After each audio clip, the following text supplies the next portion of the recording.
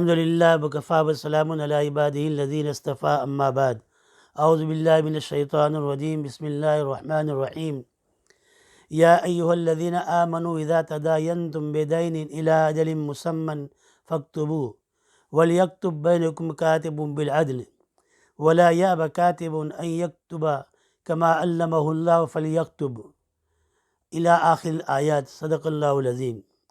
بزرگان محترم، عزیزان مکرم اور معزز سننے والی دینی ماں اور بہنیں اور پیارے بچوں، السلام علیکم ورحمۃ اللہ وبرکاتہ۔ ہماری تعلیم چل رہی تھی کہ اللہ تعالیٰ نے اپنے بندوں کو کتنے پیارے خطاب سے یا ایھا الذین آمنوا کہہ کر خطاب فرمایا۔ اسی میں سے یہ آیت میں نے تلاوت کی ہے۔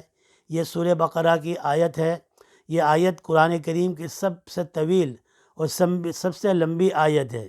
اس آیت کے اندر قرض ادھار لین دین کا لیے ہمارا پاس اس کا ریکارڈ ہونا چاہیے، لکھ لینا چاہیے، اقرار نامہ لکھ لینا چاہیے۔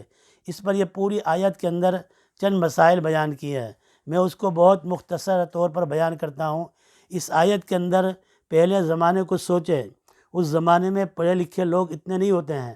آج تو سب چیزیں تحریر کے اندر اور لکھنے میں آ جاتا ہے، تو اس زمانے کو دیکھو جب لکھنے پڑھنے والے لوگ کم ہوتے تھے۔ تو آج بھی یہ قانون قیامت تک کے رہے گا۔ جب کسی سے لین دین کرو، کوئی معاہدہ کرو، جیسا کہ کسی کو آپ نے قرض دیا ہے، جو یہ قرض دیا ہے یا کوئی چیز آپ نے چیزیں دی ہے، جیسے کہ دکان کے اندر کریڈٹ کے اندر ادھار مال چلتا ہے، ہمارا جو ہے اس کے اندر لکھا جاتا ہے، ہمارا کھل جاتا ہے اس کے اندر کہ اتنا قرض لیا، اتنا مال لیا ہے۔ آج کل تو مسئلہ بہت آسان ہے، تو لکھ کر دینا چاہیے۔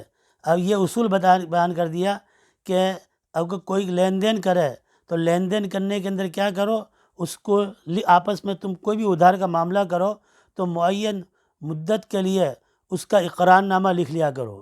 اس سے ایک فائدہ تو یہ ہوگا کہ اگر آپ نے لکھ لیا ہو تو کل آپ بھول بھی سکتے ہیں، اور جس سے آپ نے لیا ہے ادھار وہ بھی بھول سکتا ہے۔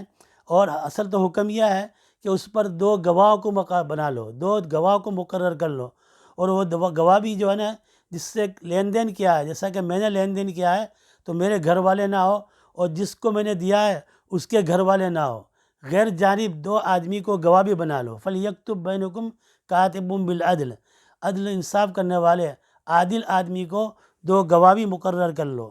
دوسری بات اِلیٰ اجل مسمى، اس کے اندر ایسا نہیں ہو کہ بھائی کھیتی آئے گی میرے پاس پیسے آئیں گے دوں گا، اس کے لیے وقت متعین کی میعاد مقرر ہونا چاہیے کہ فلاں تاریخ کو فلاں مہینے میں آپ کو دے دوں گا۔ جیسا پہلے زمانے میں کہتی کھیتی پک جائے گی اور اس کے بعد میں تم کو دوں گا، یا اگر جو ہے کھیتی باڑی ہے اس میں پھل فروٹ وغیرہ کا ہے، باغ ہے، تو باغات کے اندر پھل لگ جائیں گے، آ جائیں گے، بیچوں گا، اس کے بعد دوں گا۔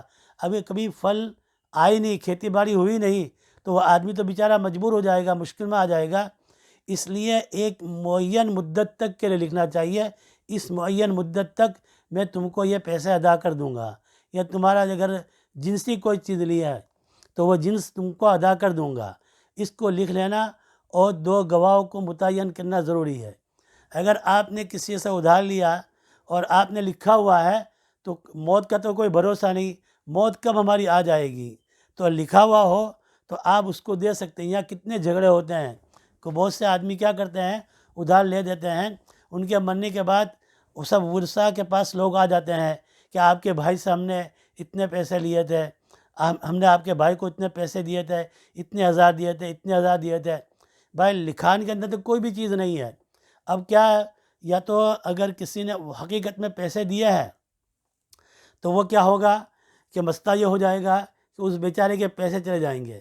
ابھی ہمارے قریب کے اندر ایک بھائی نے کسی بھائی کو 1000 پاؤنڈ دیے، اور کوئی لکھان پڑھان کوئی بھی نہیں کیا، کہ یہ 1000 پاؤنڈ میرے پاس رکھو، جب میری ضرورت ہوگی تو میں تم کو دوں گا۔ اس نے کوئی لکھان پڑھان نہیں کیا، کوئی تحریر ہی نہیں ہوا۔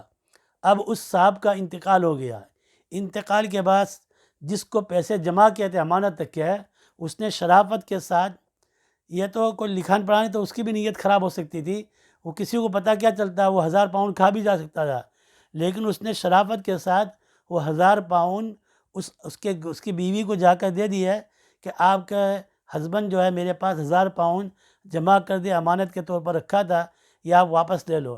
اب گھر والوں نے کہا 1000 نہیں ہے، آپ کے پاس 10,000 جمع ہے، کہ اب دیکھو کتنی جھگڑے ہوئے اور دل میں بدگمانیاں پیدا ہو گئی۔ اس لیے شریعت نے کہا کہ لکھ لو، اور اللہ تعالیٰ یہ چاہتا ہے کہ آپ کے 4 آنے 25 پینی بھی لی ہے، 50 پینی بھی لی، لکھ لو۔ اللہ آپ کی 50 پینی کو بھی ضائع کرنا نہیں چاہتا ہے، تو کیا آپ کو جہنم میں ڈالے گا؟ اللہ کے احکامات پر عمل کریں گے تو انشاءاللہ دنیا میں بھی امن سے رہیں گے، اور آخرت میں بھی اللہ تعالیٰ اپنے عذاب سے بچائے گا۔ اللہ تبارک و تعالیٰ ہم سب کو، اب اس کے بہت سے احکامات ہیں کہ اگر کسی کو گواہی کے لیے بلایا جائے تو وہ انکار نہ کریں، اور اگر کسی کو کاتب لکھنے کے لیے بلایا جائے تو انکار نہ کرے۔ اللہ نے اس کو لکھنا سکھایا تو اس کا شکرانہ یہ ہے کہ وہ لکھ کر دے دیں۔ بہرحال اس کے بہت سے احکامات ہیں، اگر آپ کو سمجھنا ہے اپنے مقامی علماء سے بھی اس کے بارے میں آپ پوچھ سکتے ہیں۔ اللہ تبارک و تعالی ہم سب کو عمل کی توفیق عطا فرمائے، آمین یا رب العالمین، برحمتک یا ارحم الراحمین۔